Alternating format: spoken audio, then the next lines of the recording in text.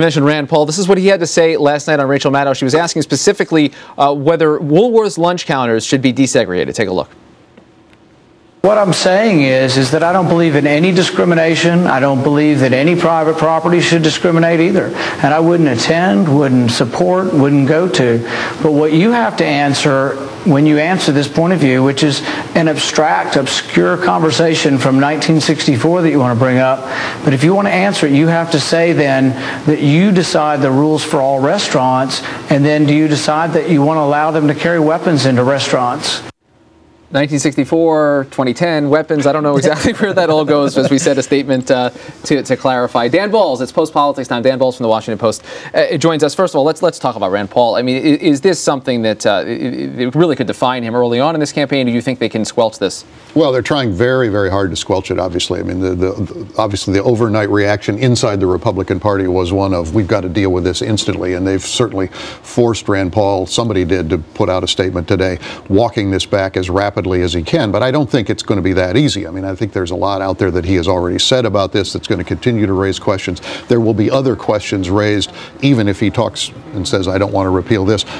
What is your view of what the federal government should or shouldn't do in a lot of different areas? Right. This is now going to be a template for the Democrats to make sure these questions are asked of him every step of the way. Dan, I want to get your take on this Pennsylvania House race. Are we reading too much into this for November, or is there an actual lesson here that we should learn about, something that tells us about what may happen in November? Well, yes, we're reading too much into it, and yes, there is a lesson to be learned. As always, yes. You know, sometimes special elections are harbingers. I mean, in 1994, the special election in Kentucky was a harbinger of a Republican wave that was building. I think there was at least some special circumstance in this race that we have to be cognizant of. You know, John Murtha was still a well-loved figure in that district, and Mark Kritz was able to take, if you will, the best of John Murtha and not get the worst of what people think about Washington. So he handled himself very well. I mean, you have to give him credit for walking that line very, very effectively. But as your questions to Congressman Van Hollen suggest, this may not be the case of every Democrat running in a tough district in the fall. Yeah, I mean, that's exactly the point. I mean, most of the incumbents are Democrats, and that's going to be the issue. It's a lot easier to tie any of them to what it is. And you know, the Republicans will point to a victory this weekend. That doesn't mean, we can say it doesn't really mean very much for the fall in Hawaii. But critically, though, do you feel like Republicans have learned a lesson from this race about where they put their resources, how they put the resources? I think they were surprised by the margin. I think everybody was surprised by the margin, and you know, presumably they're trying to figure out what the lessons of it are.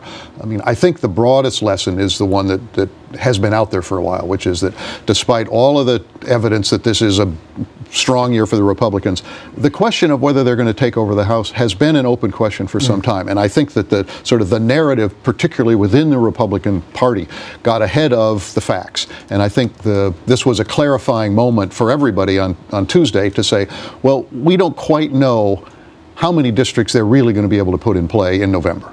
And in terms of President Obama and how much of what happened on Tuesday gets attached to him, or going forward, what his role is in the midterms, we have this runoff coming up for Blanche Lincoln. He kept arm's distance from Arlen Specter. I can't imagine he's going to, I know Bill Clinton's going in there, but he'll be absent from this runoff too, right? I would imagine, not put a lot of into defending Lincoln. I suspect that's probably the case. I mean, that has certainly been the MO of the operation. He went into the Massachusetts special election late and reluctantly and paid a price for it with his reputation.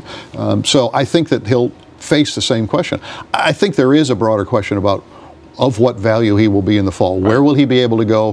What kind of voters will he be able to motivate? I think those are still open questions that they're wrestling with. And that gets highlighted very starkly here. Late word, Bob Bennett will not run a write-in campaign. Republicans breathing a bit of a sigh of relief, particularly because he made the announcement at the NRSC. That would have been a little very odd. A little awkward, I think, that he was continuing on. Dan Balz from the Washington Post is Post-Politics. We appreciate it. Thanks for being here. Thank you so much, Dan. That does it for this edition of Top Line. Be sure to click us on again tomorrow. It's twitter.com/TheNote. What do you think?